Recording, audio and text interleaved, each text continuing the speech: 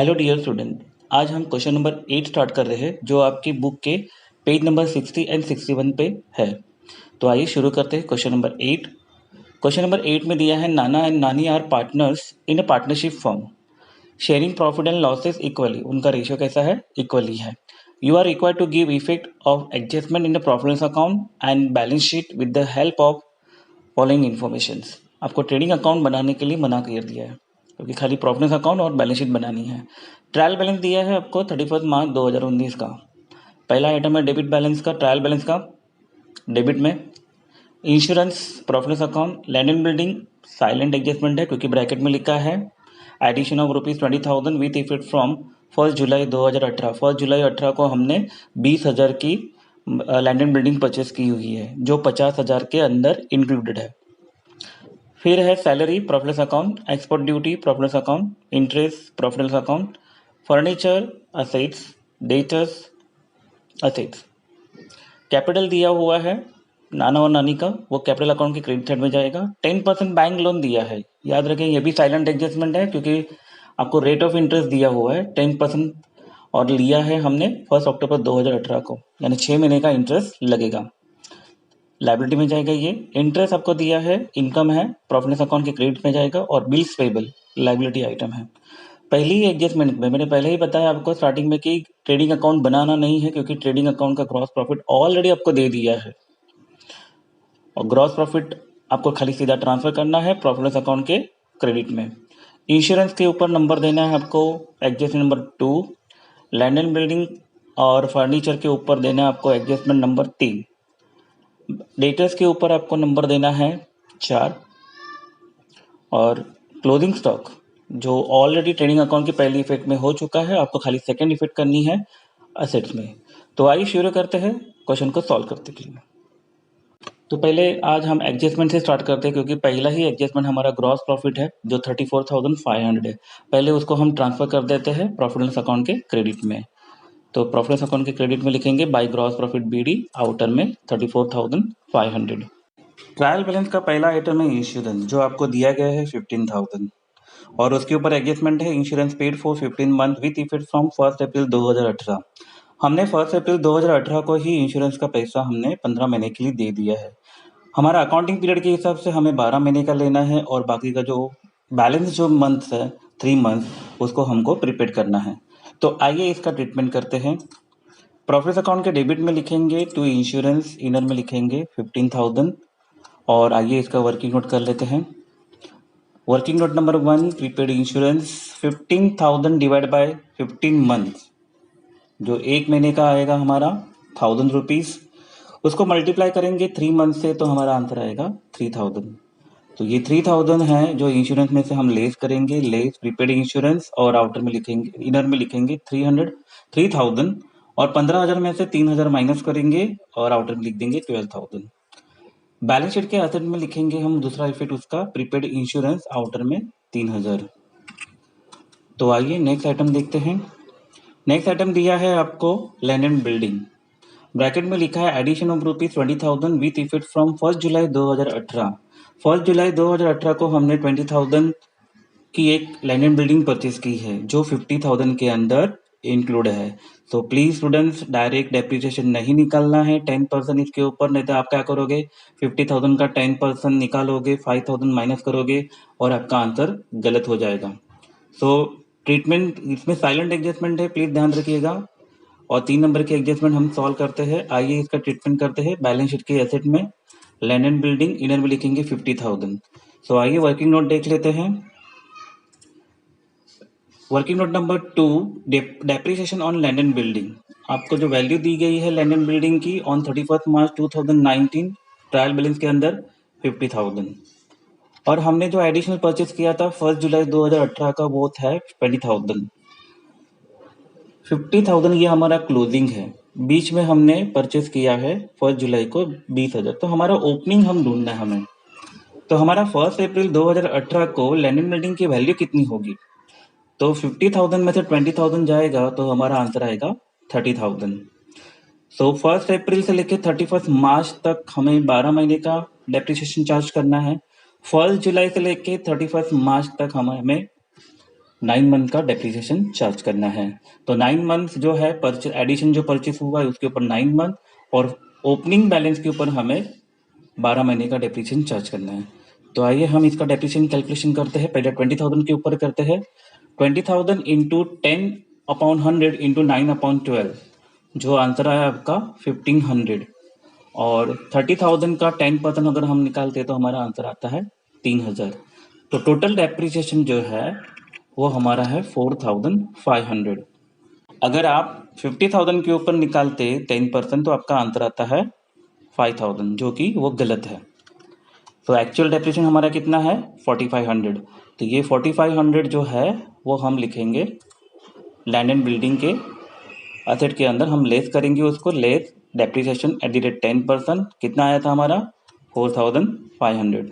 तो 50,000 में से 4,500 माइनस करेंगे तो हमारा आउटर में आएगा 45,500। इसका डबल इफेक्ट जो है वो प्रॉफिट अकाउंट के डेबिट में लिखेंगे to dep on land and building, और आउटर में लिखेंगे 4500। नेक्स्ट आइटम है हमारा सैलरी है। सैलरी के ऊपर कोई एडजस्टमेंट नहीं है, सीधा आउटर में डालना है। प्रॉफिट अकाउंट के डेबिट में लिखना है टू सैलरी, आउटर में 50,000। नेक्स्ट आइटम चेक कर लेते हैं। नेक्स्ट आइटम है हमारा एक्सपोर्ट ड्यूटी। कोई एडजस्टमेंट नहीं है, सीधा ट्रांसफर करना है प्रॉफिट अकाउंट के डेबिट में टू एक्सपोर्ट ड्यूटी, आउटर में लिखना है 2500। नेक्स्ट आइटम है हमारा इंटरेस्ट।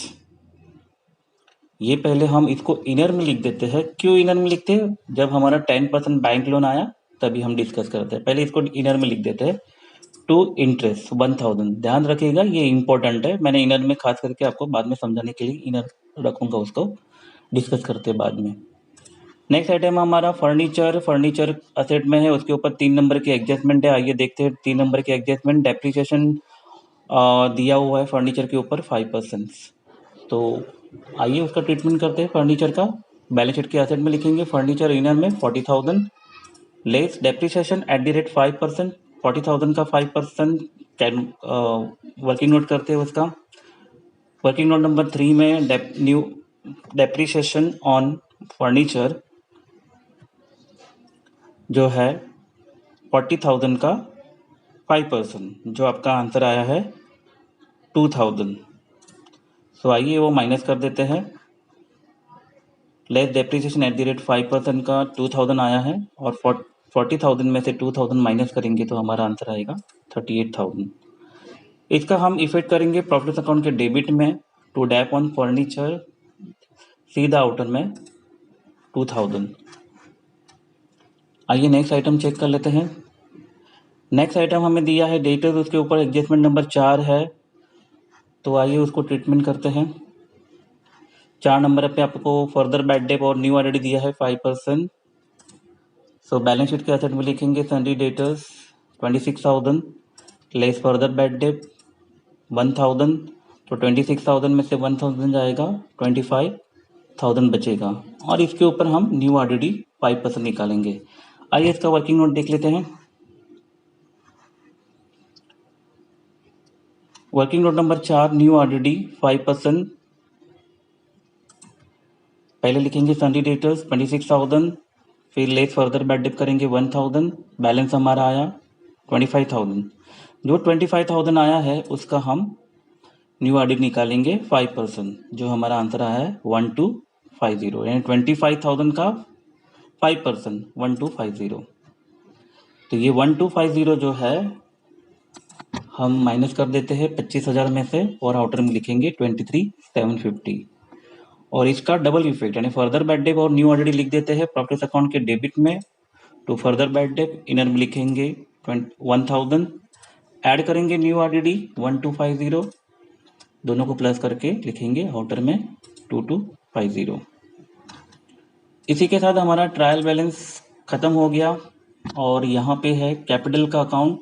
नाना और नानी ट्रांसफर कर देते हैं कैपिटल अकाउंट के क्रेडिट में बाय बैलेंस ब्रॉट डाउन। नाना के अकाउंट में 50,000 और नानी के अकाउंट में 50,000। नेक्स्ट है 10% bank loan taken on 1 October 2018। Okay, ये साइलेंट एडजस्टमेंट है, और इधर हमने 1,000 इधर में लिखा था। तो आइए इसको किस तरह से ट्रीटमेंट करना है। तो पहले हम करेंगे बैलेंस शीट की लायबिलिटी में लिखेंगे 10% बैंक लोन इनर में 30,000 जो हमने लिया था 1 अक्टूबर 2018 को। सो आइए यह याद रखिए कि हमने 1,000 ऑलरेडी पेड कर दिया है, इंटरेस्ट क्या है, ये पेड है। सो आइए वर्किंग नोट करते हैं इसका। इंटरेस्ट ऑन बैंक लोन जो दिया है 30,000 का 10% 6 महीने का। 6 महीने का क्यों लेना है, क्योंकि 1 अक्टूबर को हमने लोन लिया हुआ है। तो 30,000 का 10% 3,000 होता है और 3,000 का 6 महीने का जो आंसर आता है 1,500।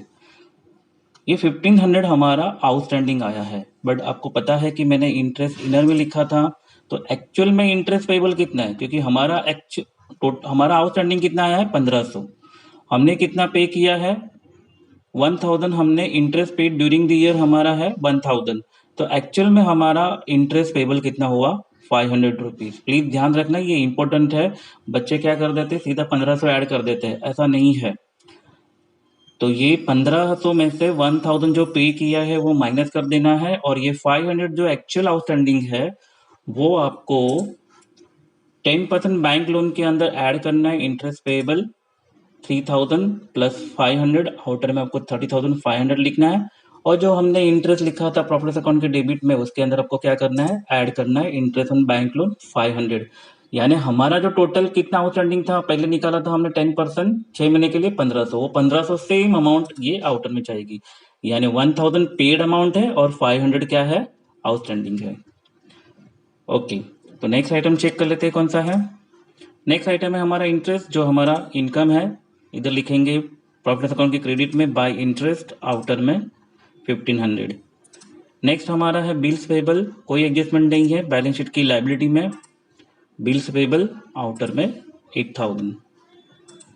फर्स्ट नंबर की एडजस्टमेंट बाकी है, सॉरी 5 नंबर की एडजस्टमेंट बाकी है। जो क्लोजिंग स्टॉक दिया है वो क्लोजिंग स्टॉक लिखेंगे डायरेक्ट, सीधा एक ही इफेक्ट बैलेंस शीट के एसेट में, क्योंकि ट्रेडिंग अकाउंट बनाना नहीं है, और ये सीधा सीधा एसेट में जाएगा। क्लोजिंग स्टॉक आउटर में 34,500। तो आइए अकाउंट क्लोज करते हैं। पहले प्रॉफिट अकाउंट की क्रेडिट की टोटल करते हैं। क्रेडिट की टोटल आई है आपकी 36,000, डेबिट की टोटल आई है आपकी 29,750। 36,000 में से 29,750 जाएगा तो आपका नेट प्रॉफिट आएगा 6,250, और आपकी टोटल हो जाएगी 36,000। अब ये 6,250 को हम डिस्ट्रीब्यूट करेंगे नाना और नानी के बीच में। हमारा वर्किंग नोट करते हैं। कैपिटल रेशियो दिया है 1:1, आपको स्टार्टिंग में ही इक्वल रेशियो बोला है, तो 6,250 को डिवाइड बाय 2 करेंगे तो आपका आंसर आया 3,125, और नाना का शेयर ऑफ प्रॉफिट है 3,125 इंटू 1 इक्वल टू 3,125, और नानी का शेयर ऑफ प्रॉफिट क्या आया आपका 3,125 इंटू 1 इक्वल टू 3,125।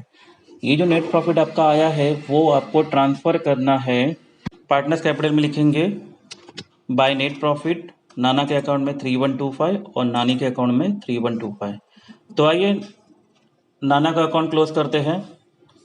नाना की क्रेडिट की टोटल आई है आपकी 53,125। डेबिट साइड में कुछ नहीं है, जो टोटल आई है वही आपका बैलेंस सीडी है, तो यहाँ पे लिखेंगे नाना के बैलेंसेस में 53,125। टोटल कितनी आएगी 53,125। उसी तरह नानी का अकाउंट क्लोज करते हैं। नानी की क्रेडिट की टोटल आई है 53,125। यहाँ पे भी बैलेंस में डेबिट साइड में कुछ नहीं है, तो बैलेंस भी वही आएगा जो टोटल आई है क्रेडिट साइड की 53,125। इसी तरह इसकी नानी की भी टोटल क्या आएगी 53,125।